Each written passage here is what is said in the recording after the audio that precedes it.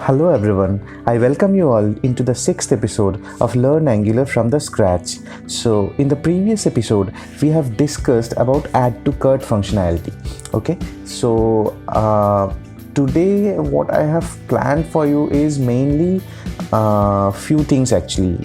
First of all, we'll start with pipes. Okay, different functionalities of pipe and pure pipe, impure pipe, all these things. So once we are done with that, we'll talk about two more important functionalities in Angular, because we are coming to the later half of our session. So that's why I'm trying to cover all those important aspects of Angular. So one among them is change detection strategy. So change detection strategy, what are the performance impacts which it gives, and what happens if we don't use any change detection strategy as in default strategy. So all those things we'll talk about in today's video. Okay, also one more thing is view child and content child, or view children content children, whatever. So that is one thing which I did not use till now for component communication. So that is also one thing I've kept in today's session. Okay, these are the three important aspects, and I'll end up with a payment gateway integration. Okay, so I just used one example. I used one popular payment gateway over here. So you can use any other payment gateway also. So how to you integrate it, how to start, all those things we'll talk about in today's video. So please watch it till the end. So without further ado, let's begin. Okay, so first thing, as you can see here, I have added one search box here. Okay, search box was actually initially there in the template, but then due to some reason I removed it because I was working on other aspects. So now I have added this search functionality, and the moment you click on it, it will scroll to your this view where you have all your items here.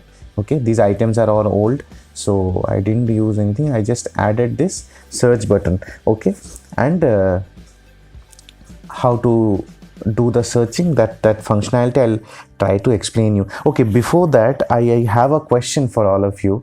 Okay, which is a pretty common interview question which I usually ask almost all the candidates. So okay, tell me this thing. You have an API which returns you a set of data. Okay, like 10, 12, some basically it's in an observable you are receiving a stream of data. Okay, now you need to show this into HTML, obviously in your template, maybe in a tabular format. Now you need to filter out all the duplications. Okay, you need to filter out all the duplications in the HTML, but you cannot write any filter logic in your component TS file. Okay, because same response, whatever response we are getting from the API, we will be using it in any other method. Okay, so in some other method I'll be using that response, okay, 10 to 12 whatever data comes, but in my template, okay, in my template I will be using only unique set of data, not duplication. So where can you write the filter logic? So that is one question. So if I don't allow you to write your filter logic in your component TS file, you need to do something in your HTML only, right? So that's the question, and that's where all the pipe discussion comes into picture. So some of them gets confused, saying that in the HTML only we'll write if condition and all.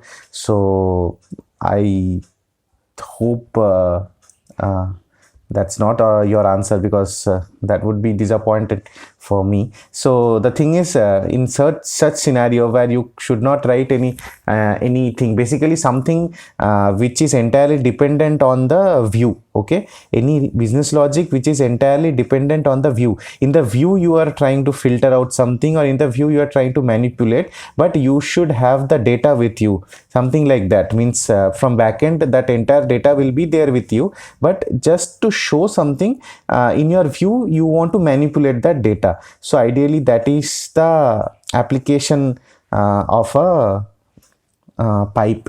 Okay, so let me show you what I have done in my case, because here also when you are typing something, imagine you are typing some chocolate, so you can see CHO I have typed, and here where all it is finding chocolate, it will basically CHO, so it will filter those things. But it doesn't mean the rest of the data I have discarded or removed. Everything is there. Only the moment I'll close it, I'll get back my existing data. Okay, so anything else, maybe pudding I searched and I've got pudding, and so anything, it will search from your description also, like DES I search dessert, so that also it will search, and it will give me a filtered out data in real time. Okay, so that is what it is doing. Functionally wise, I think this is enough for our demo. Now let me show you what I have done for this. So I have opened my Visual Studio here. Okay, my node server is up for services. For my Angular code, I have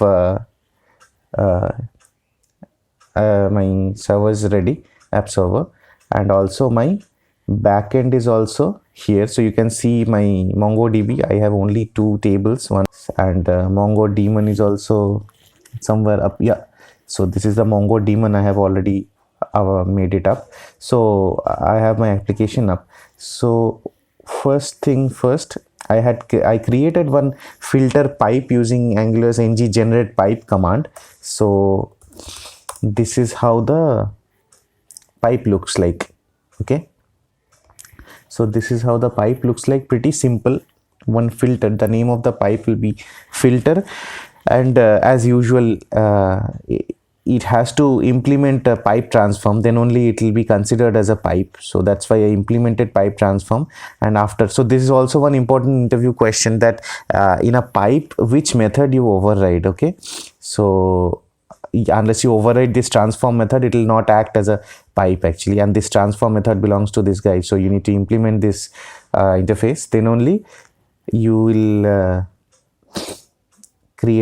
be able to create a pipe functionality. So okay, the first one usually will be the resource, basically the array. So some kind of looping you are doing in your HTML, so that source array we'll pass here. And in our case, we have passed one second argument, basically the search term. So in this case, if you see whatever I'm typing, DES, so this term will become the search value over here. How it comes, how it is integrated, that I will show you later. So I'm just showing the how the logic I have written here. So this is the search term and this is the array. Okay, so this array basically has it's kind of a list of object, right? It's a list of product object. So let's see what I have done. So here we are filtering it out. Okay, so filter every time one object will come. Obviously that's how filter works. So now one thing I have done here. So why I have done here, that is entirely my logic. So let me show you this interface real quick, how the each product looks like.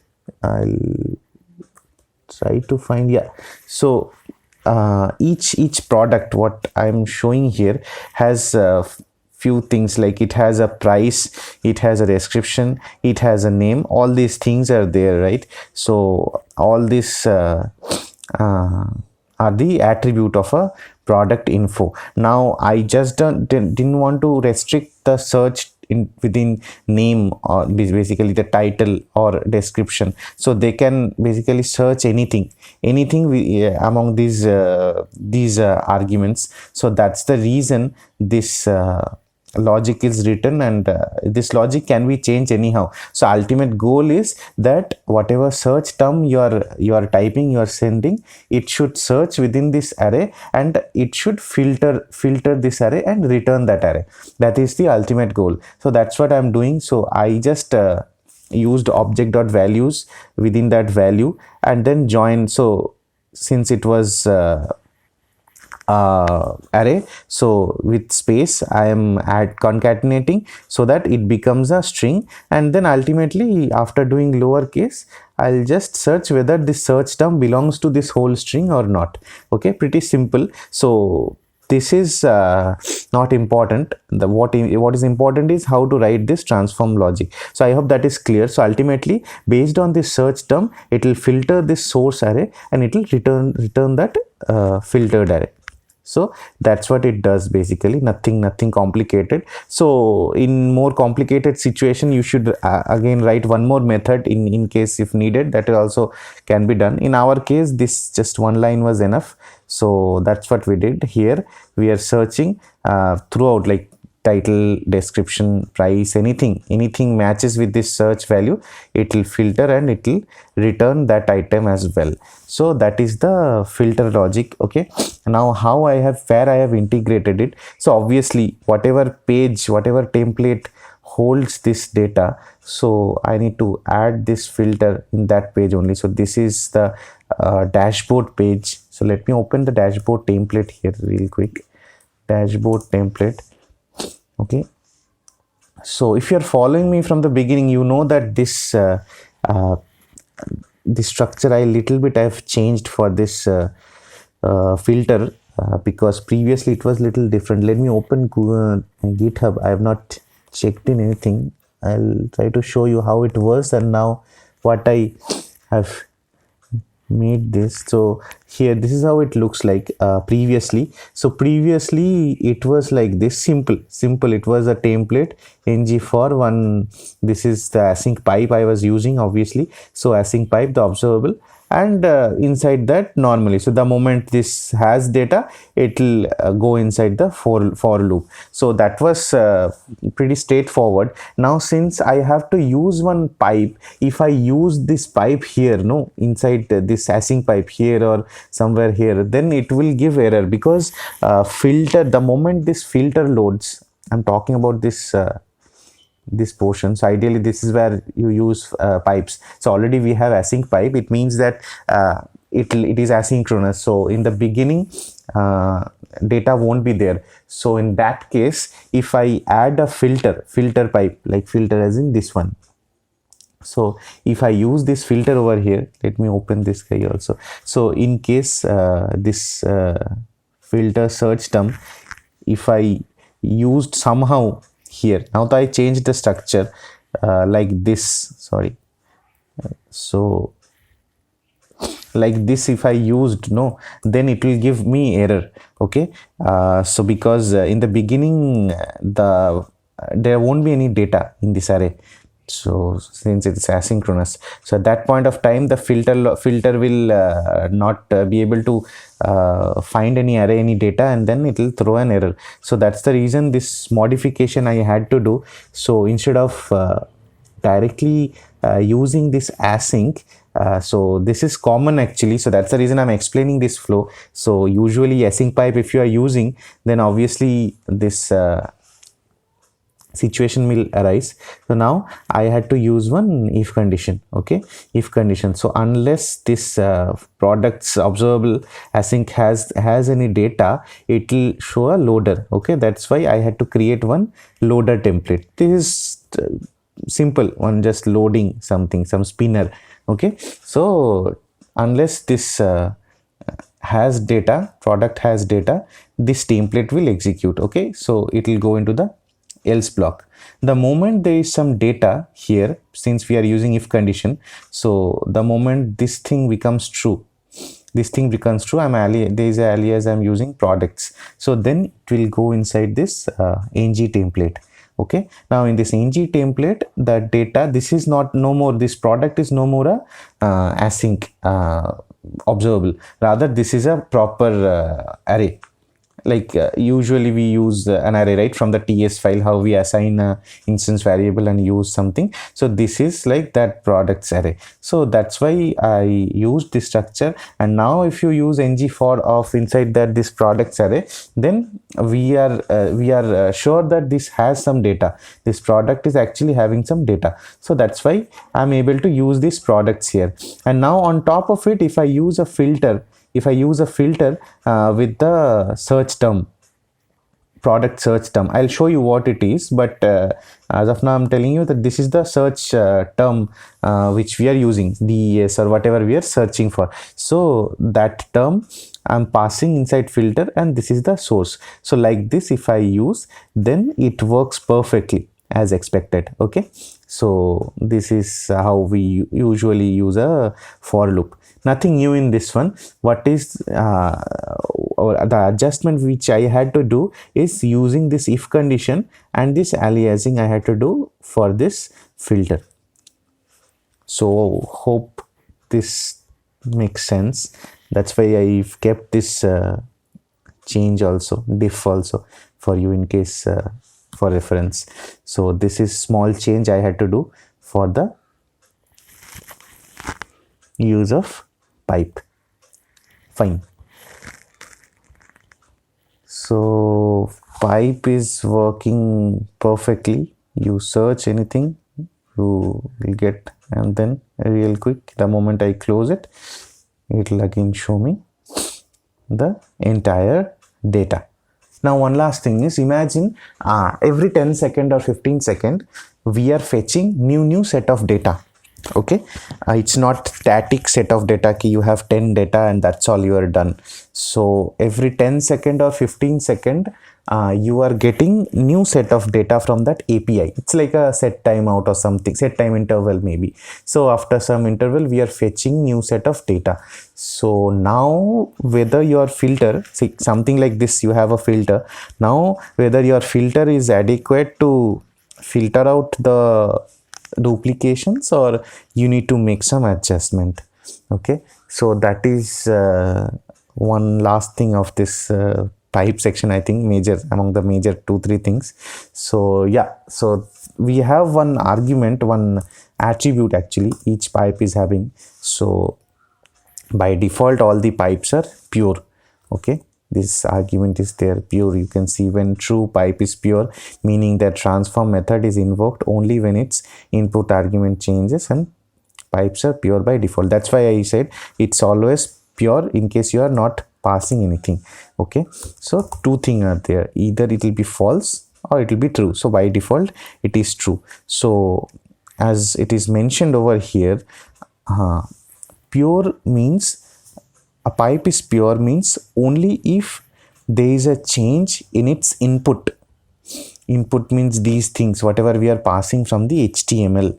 Okay, the moment there is a change in these two things, these inputs, which is termed as pure change. Okay, so that's why in case you open any Angular document or anything to understand pure pipe and impure pipe, so pure pipes are basically the moment there is a pure change detected, then only it will do the checking. Basically it will execute, means if you put a debug point, then it will come, the control will come over here. Okay, only if there is a pure change, means there is a change in the input to the pipe. But in case the pipe is impure, pure is false, then in case of any change detection cycle, so each and every change detection cycle, like in browser events and anything, etc., anything, all the throughout any change detection cycle, this transform method will be called. Okay, so that is one performance impact, because in case your array is big, this array, we are running a filter every time. So if this array is very big, then calling it in each change detection cycle will be inefficient example of inefficient designing.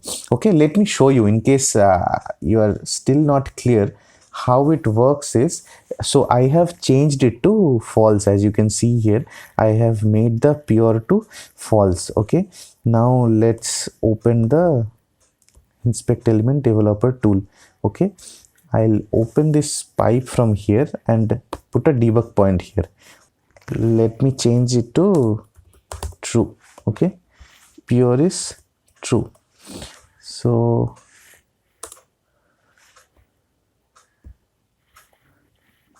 wait, Let it refresh first.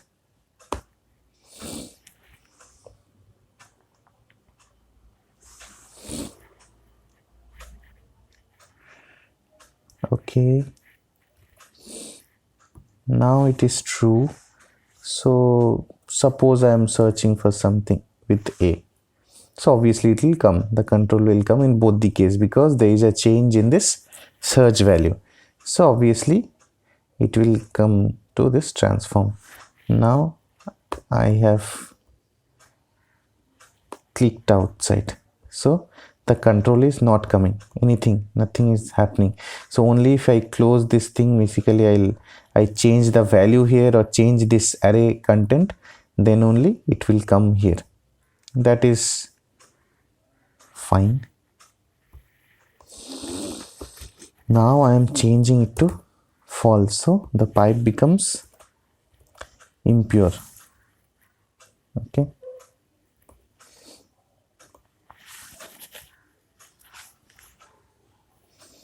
so now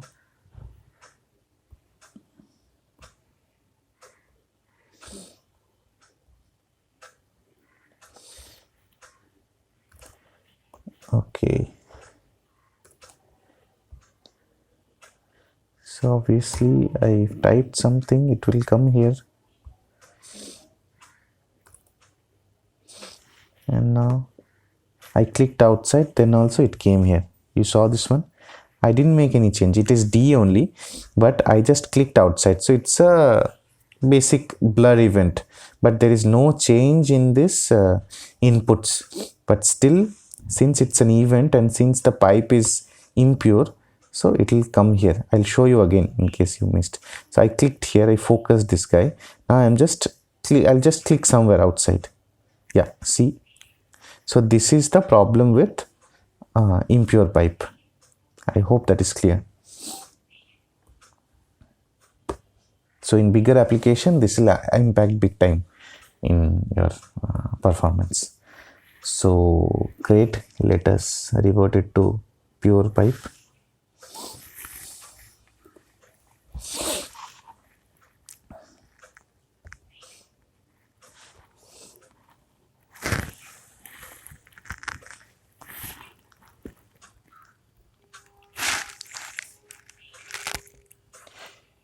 All right, so the next thing which I will cover is content projection. Okay, initially I forgot to mention that. So what is content projection? So let's open one of our file, that is dashboard.html and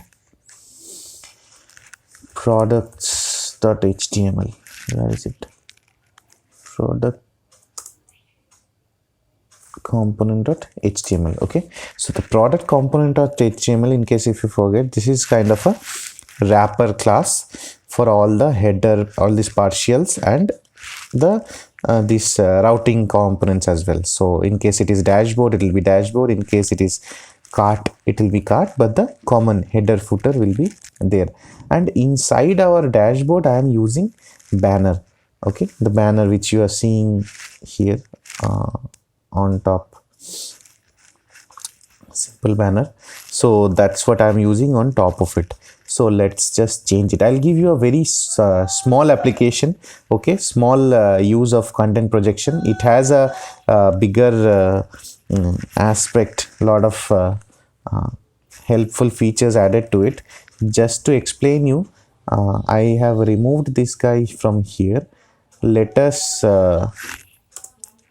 put this here. So if I want the banner to appear for all the pages, so may not be a very useful example, but I think good enough to explain you. So I have removed the banner from the dashboard and I have moved the dashboard from banner from dashboard to product component.htmls inside this app header. Okay, so what I want is the banner to be a part of header component. Okay, banner should be a part of header component like this. So that's why I have added it inside the app header. Okay, and then now let's open header.html. header component.html. So now suppose I want the banner to appear right before the nav bar. Okay, so I can do that. Actually, you just need to use ng content. Okay, so there you go, ng content is added. Let's see how it appears.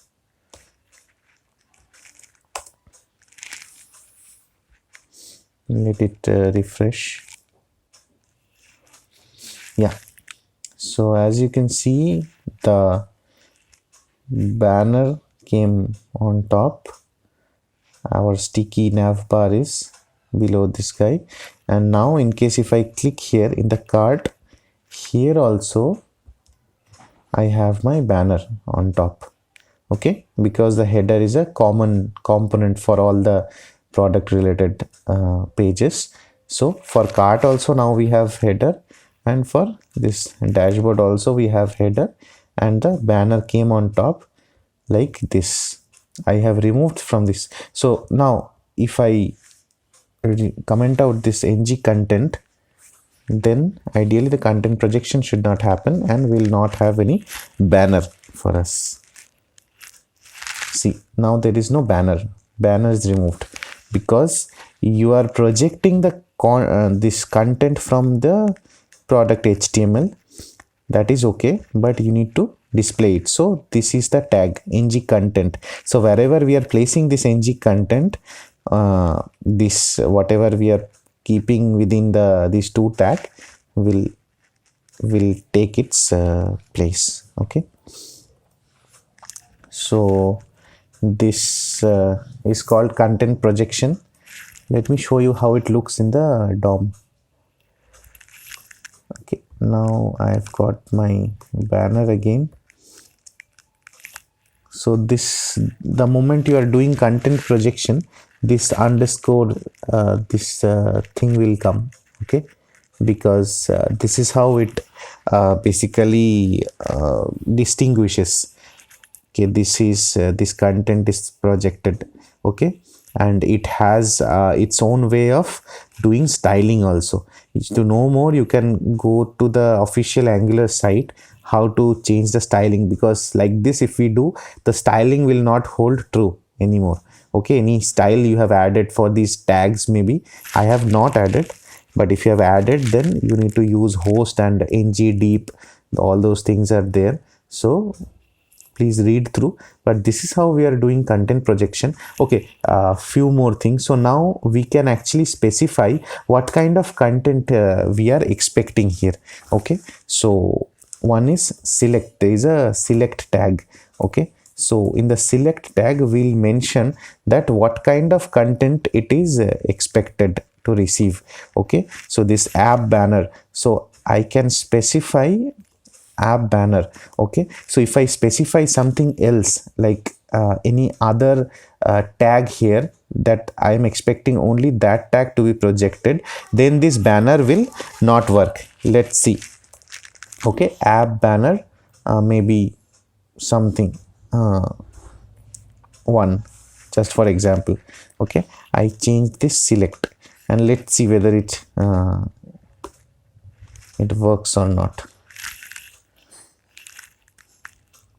Yeah, as you can see, since I have explicitly mentioned I'm expecting only tags of this type, app banner -1, which is not exactly app banner, so in that case it will not let this thing to project. Okay, but now if I remove this guy app banner, then again it should show. Let's see. Yeah, as you can see, it comes here. So same way, in case you are expecting a particular attribute. Okay, this was tag, so attribute should come like this within square braces. So all the whatever element which is having some tag with this name only will be projected over here. Okay, so great. I think this is clear. So anything which if I missed and you want to know more about it, please comment down in the comment section. So it will be easier for me to, when I'm planning for a session, what all things to cover, I'll add it in the next session. Okay. So this is how content projection works. Now it's time for view child and view children. Okay. So view child or view children, whatever in plural form, is pretty common. It's a very common decorator in Angular. So what it is, okay, so let's take an example. So this is one component. So each in Angular, each component is a combination of HTML tags, HTML elements, plain HTML elements, and Angular's element, right? This is not this element app banner is not an HTML element, it's an Angular component.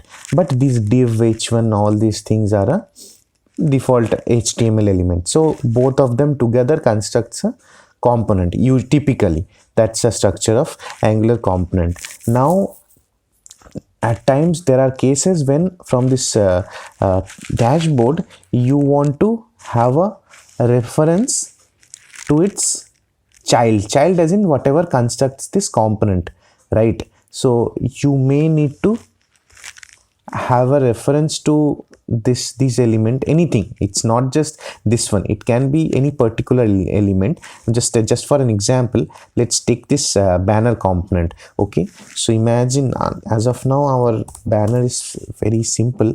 Now let me add some instance variable over here. Okay, name. Okay, name may be jscult banner. So just for simplicity I used one instance variable here in banner component, and I want to get hold of that whatever variable value if property this banner class is having, and I would like to manipulate it from my dashboard itself. Okay, so it's kind of a parent to child communication.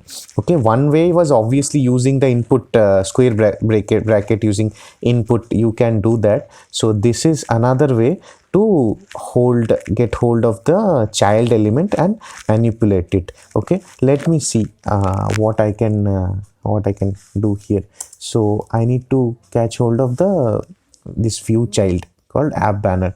So for that you need to introduce one variable here. Okay, so that the decorator is view child. So within view child you need to add the class name of this, since it's an Angular element. So in case if it is a plain element, I'll show you later what to do for that. So since this is a Angular element, you need to use the class name. Okay, banner component, right? So this is a banner component, and use some variable and which is having type of banner component. So now we have introduced one view child, this property inside this dashboard component, which will hold the reference of this banner component. Now let's try to print this banner first.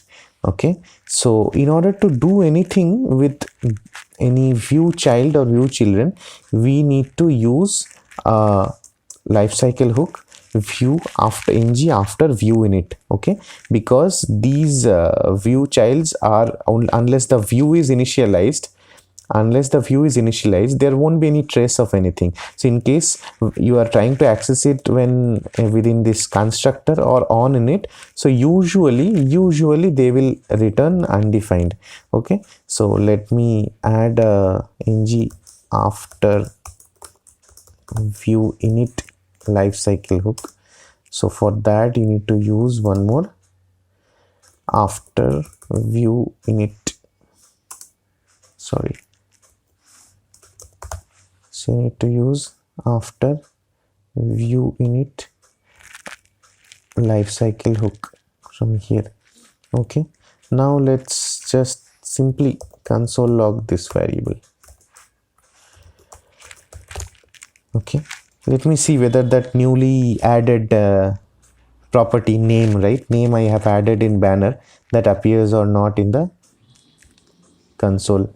So if I open console from here, okay, so I think that is coming. So this is how you will see see the view child. This is the entire thing. Okay, now you have the reference of the banner, and now you do whatever you want to do with this basically. Okay, we can change it, we can pass some data inside the this banner component, anything, we can do anything with the this view child. So that is one use of view child. Okay, let's try to do something else. So previously we were using this guy. Now I need to suppose I need to manipulate this content. Okay, so I will use one reference variable here, that is okay, header DSC.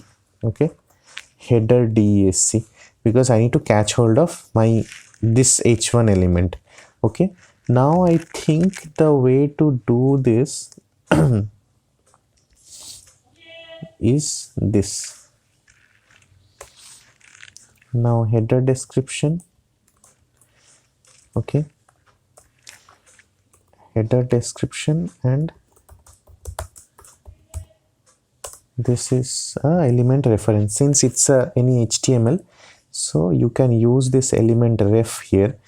So that is the type of this header description. Now suppose when the view is getting initialized, what I would like to do is this dot header description dot native element dot, I think, text content equal to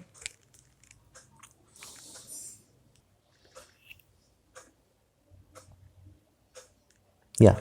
So as you can see, I was able to change the description using a view child reference.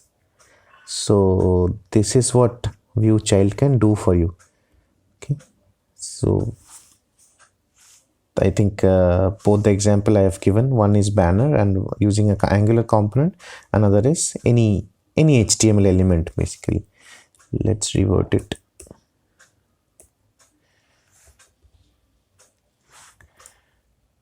Great. So once view child is over, I think it's time for quickly I will try to show you view children. Yeah, so suppose we are inside this dashboard. Yeah, so I have a list of app card, right, this guy. So the same way how I introduced banner, same way I'll introduce. Only thing is, since it's in a loop, so in case if I use view child in this for this app card component, it will return me the first reference. Okay, only the first reference.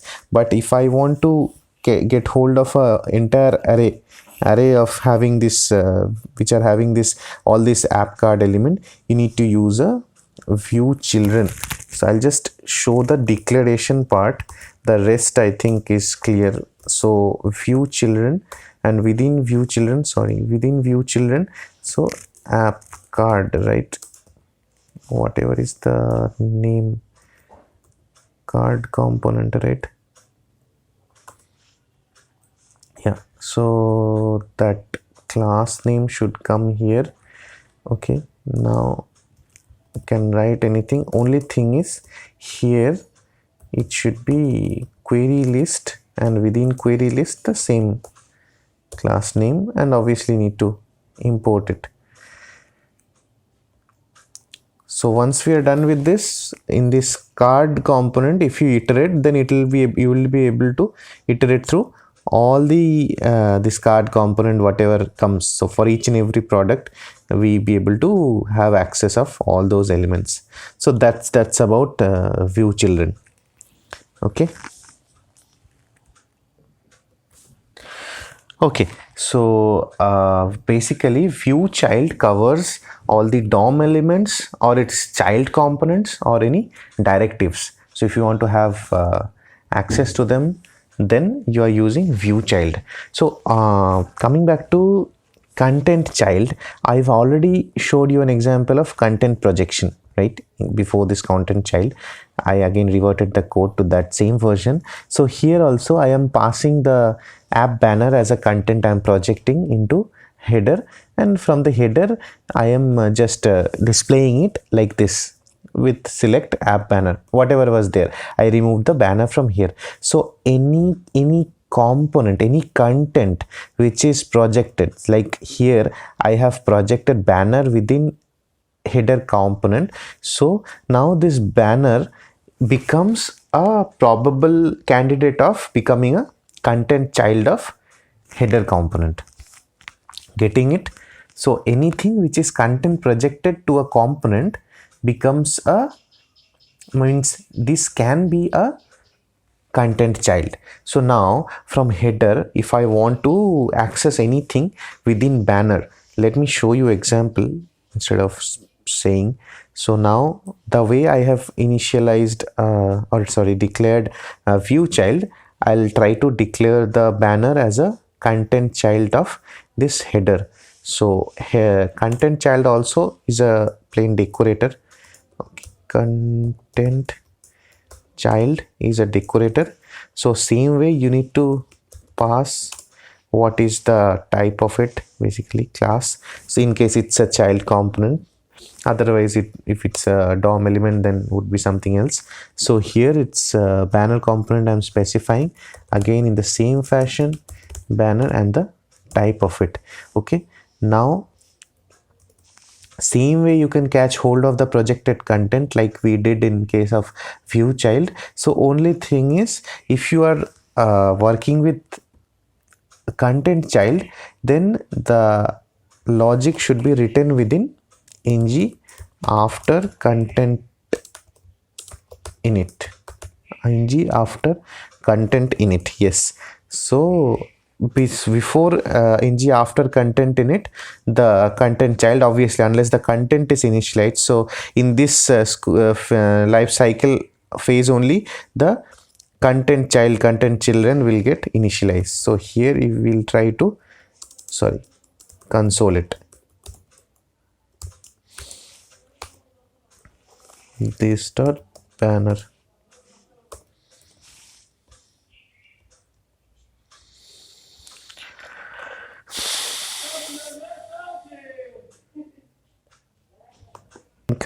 Same way what I just showed you for view child, here also since the content is projected to header, I was able to access it, this header, and I can now manipulate anything. I can pass data to this banner component with the help of this content child. So that's what content child can do.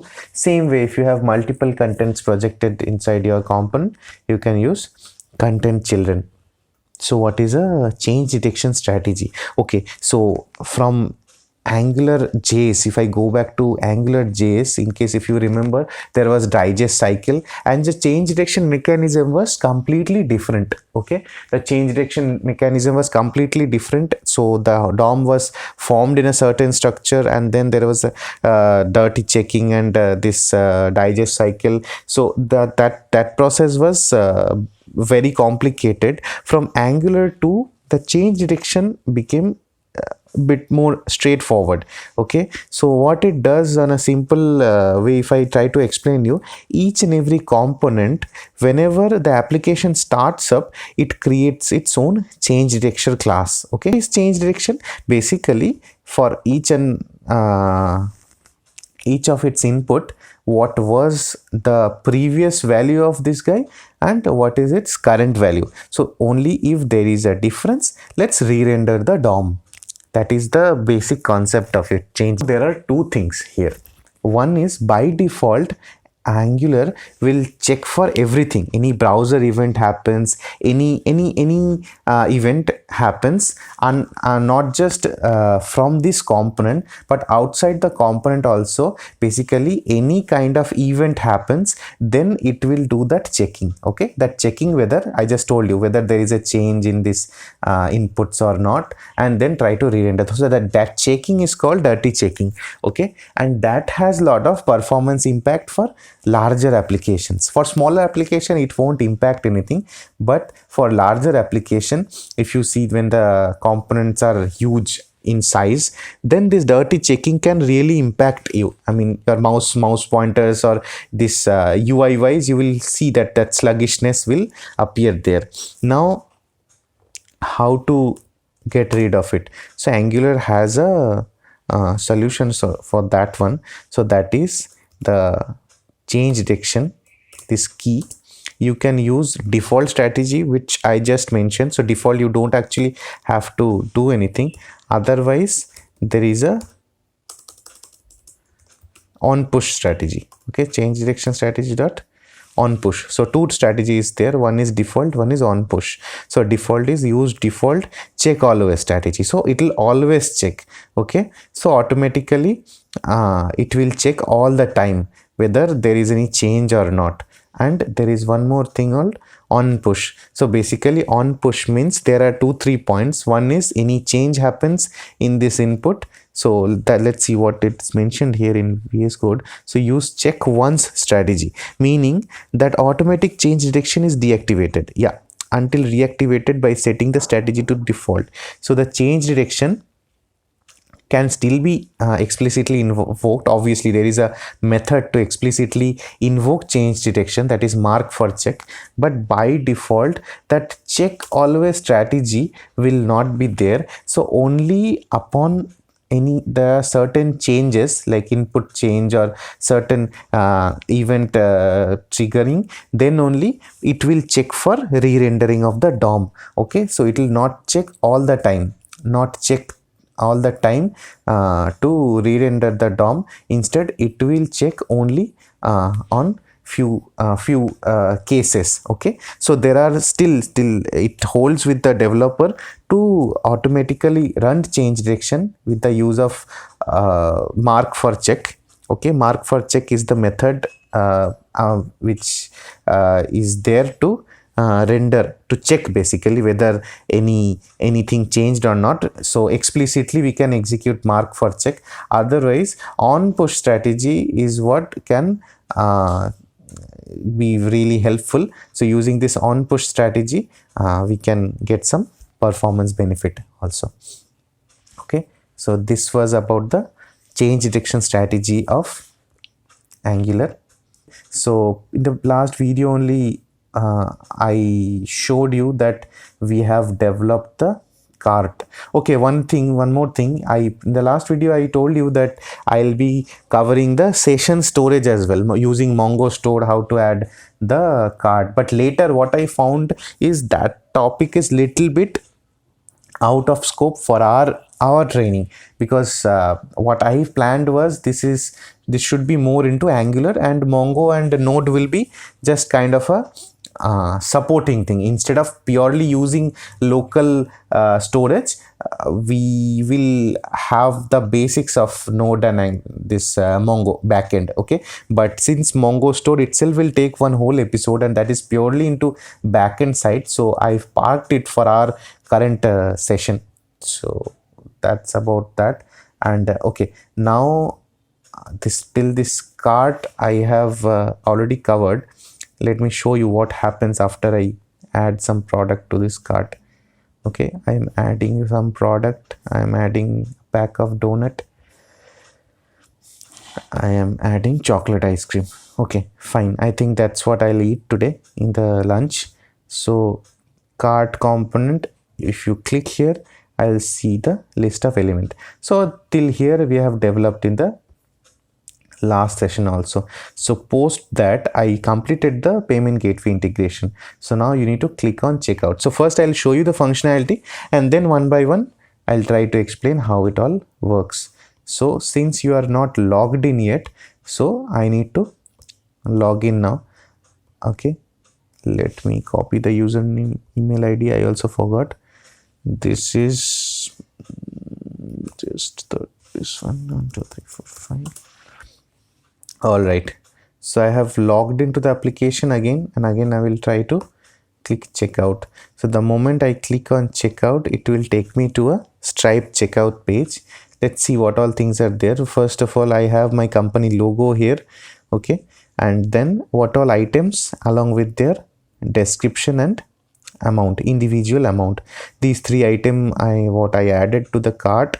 Okay, so in case I don't have an image, then it will not show. So these are the three things I have added. So overall this is my bill. Pretty expensive actually, but okay. For now, let's manage with this. So this is the Stripe checkout page I've just integrated. Now you need to add some email ID, okay, and some card number. So in case if you are adding some random data, we have all validations ready. Okay, so I'll add a test data. Here also you have the validations, not like this. So 2020, if you try to add, it will not add because it's already passed. So 2024, some CVV JS cult. Okay, that's it. So now if I click on this payment, it will do the payment, and it will show me that purchase is successful. Okay, order has been placed successfully. So that message showed me cart is cleared. Okay, now okay, let's clear this first. Now if I open my Stripe console, sorry, Stripe, right. So this is the payment which happened on 2nd Jan, that is just now. Okay,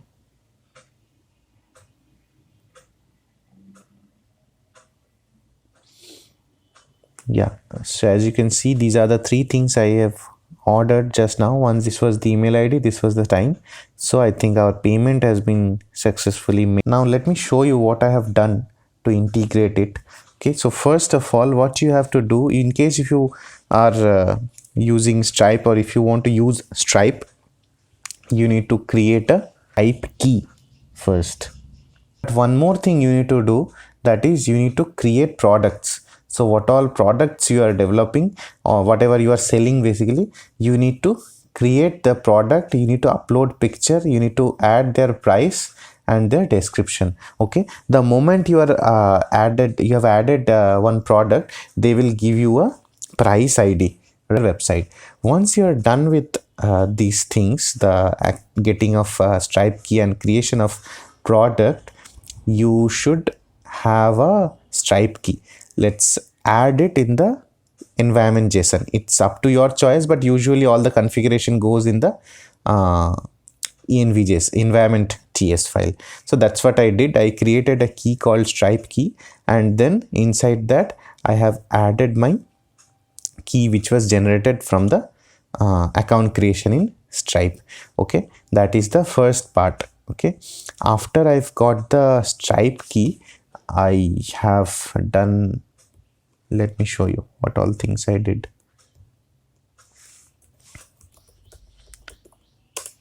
So in the same same class, basically this same component where I have the cart. So this cart is nothing but this cart wrapper.ts. So here I have this Stripe promise. Okay, so this, okay, I forgot to tell you, you need to install one package, that is Stripe.js. Okay, so first thing was to do that environment setup. Environment, you need to add the Stripe key. Secondly, you need to do npm install or whatever package you are using. You need to install Stripe, whatever is the latest version. So I have installed Stripe. So the moment you have installed Stripe, you be able to import that as well, obviously. So we need this load Stripe. Okay, load Stripe is one method inside which we need to pass the Stripe key. So since I have installed the Stripe package, now I will be able to import load Stripe. So this was the next thing I did. I have called this load Stripe. So this is kind of asynchronous call, so it will return me a promise. I have kept the promise into Stripe promise variable. Okay, so once that is done, So this is the checkout method which I called on click of our checkout button. Let's see. Yeah. So the moment someone clicks on this checkout button, I created a click handler to that button, and then this checkout method is what will take us to the Stripe page. So for that one, we need to explicitly wait for the Stripe promise. Stripe promise is what we are doing where we are loading the Stripe page. So the moment we are saying await Stripe promise, it will take us to that Stripe page. The moment we reach the Stripe page, so this in case there is an error, then it'll store into this constant, but we need basically, this is the configuration. Okay, line items. I'll tell you what this method returns. The mode should be payment, one success URL and one failure cancel URL, and which URL in case the payment is successful. So very simple, very straightforward. So with all these things we can proceed to Stripe. Okay, before that, what is this line item? So I created one method. Okay, so where I need to pass each product with their price ID, right? So cart item is nothing but our cart item usual, the whatever we are storing in our this guy whatever we are storing in our local storage. So that was our cart item. Now we need to iterate through each and every cart item. Okay, each item looks like this: product info, having an ID, an image, path, title, description, right? So now each and every item looks like it. What we need to send is these two details: one is price, one is quantity, obviously. So price ID, what I did, I have added to our database. Okay, whatever price ID I was getting, I have added to each one of those products. I have added those price IDs. Okay, as you can see, the along with price, I added the price ID which I got from Stripe. Now I'll return my array, and that array will be sent to Stripe, right? So once that is done, that's enough. The rest will be taken care by Stripe. The Stripe page will open and you will see the details. The validation and all is already there up there with the Stripe. So that's all. For integration purpose, that's all you need to do. Okay, and the logo and all, you can just customize it. There is a way to customize it. You can just explore Stripe. It's pretty straightforward. So I'll not explain much because it's not that we are only focusing on Stripe. I just gave you an example just to finish this e-commerce site. So you can explore on your end, from your end, anything, PayPal or any other IP88, anything you can explore and integrate it.